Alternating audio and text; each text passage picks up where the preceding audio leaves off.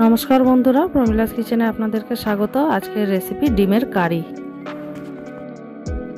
এখানে আমি আদা রসুন ছাড়াই রান্না করব।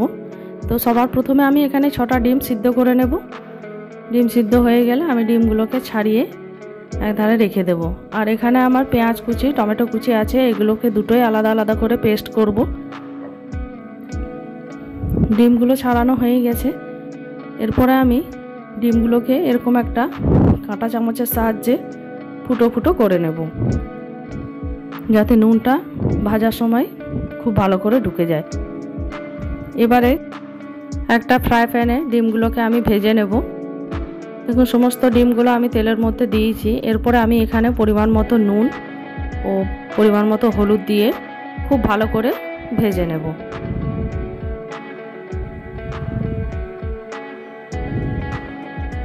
ডিমগুলো ভাজার সময় অনবরত নাড়াচাড়া করতে হবে, নাহলে একদিকটা বেশি ভাজা হয়ে যাবে। তো দেখুন, এখানে নাড়াচাড়া করার পরে ডিমগুলো খুব সুন্দর ভাজা হয়ে গেছে। এবারে আমি এগুলোকে তুলে নেব।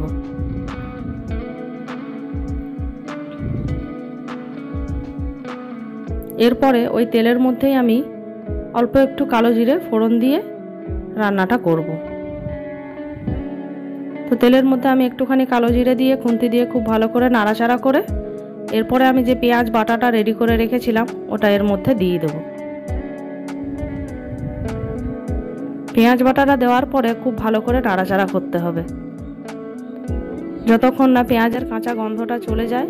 এবং পেঁয়াজ থেকে তেলটা যখনই ছেড়ে দিবে তখনই এর মধ্যে যে টমেটো বাটা রেডি করে রেখেছিলাম ওটাও এর মধ্যে দিয়ে আবারও ভালো করে সমস্ত মশলা, হলুদ গুঁড়ো, লঙ্কা গুঁড়ো, জিরে গুঁড়ো, ধনে গুঁড়ো দিয়ে খুব ভালো করে এটাকে কষে নেব।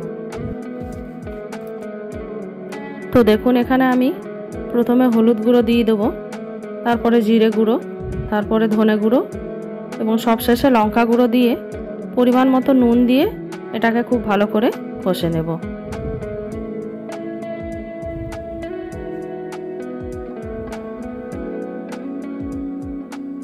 খুব ভালো করে যখনই কষা হয়ে যাবে, এই টমেটো বাটার থেকে যখনই জলটা শেষ হয়ে যাবে কষতে কষতে, তখন বুঝতে হবে এই কষাটা, মশলাটা একদম রেডি। দেখুন, কষতে কষতে অনেকটা জল মরে গেছে। এরপরে আমি একটু চিনি এর মধ্যে অ্যাড করব। তারপরে আবারও খুব ভালো করে মশলাটাকে কষে নেব। দেখুন, আমি অনবরত মশলাটাকে কষতে থাকছি। কষতে কষতে যখনই এটা শুকিয়ে আসবে তখনই আমার মশলাটা একদম রেডি হয়ে যাবে।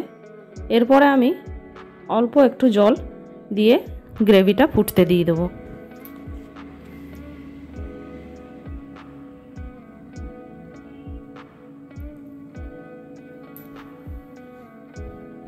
মশলাটা প্রায় রেডি হয়ে গেছে। এবারে আমি এর মধ্যে একটু জল দিয়ে দেবো।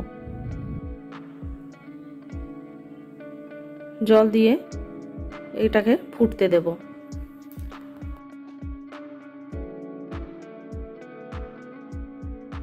এখানে যখনই গ্রেভিটা ফুটে উঠবে এ পর্যায়ে আমি ডিমগুলো দিয়ে দেবো এবং ডিমগুলো দিয়ে খুব ভালো করে নাড়াচাড়া করে এটা আরও কিছুক্ষণ লো ফ্লেমে ফুটিয়ে নেব।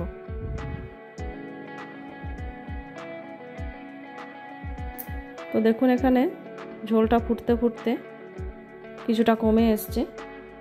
এখানে আমার তরকারি একদম রেডি। আমার এই ভিডিও যদি ভালো লাগে আপনাদের, অবশ্যই লাইক করবেন একটা এবং কমেন্ট করবেন এবং সাবস্ক্রাইব করে আমার পাশে থাকবেন। ধন্যবাদ।